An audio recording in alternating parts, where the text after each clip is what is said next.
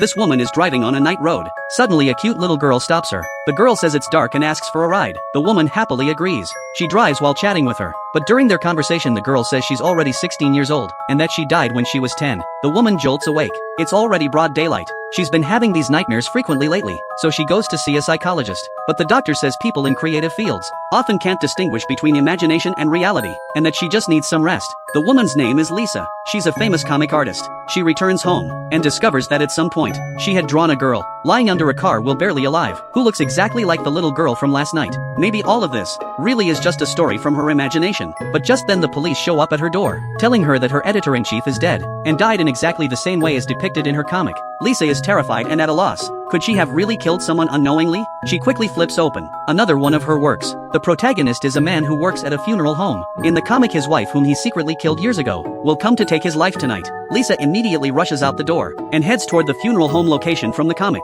At the same time, the police also notice this comic and quickly drive over. At this moment, the man has already been locked in a morgue drawer, struggling desperately with an invisible spirit. Lisa arrives just in time, opens the drawer and saves the man, but the man has already gone completely insane. A pair of invisible hands grab his head. The man struggles with all his might, then suddenly snaps his own neck. Lisa is horrified. Just then the police burst in. First she predicted the editor's death. Now she's present at the man's scene. Everything that happened in the past and future is exactly the same as Lisa's comics. Lisa can't explain it either at this point. Under the detective's interrogation, she has no choice but to reveal a terrifying truth.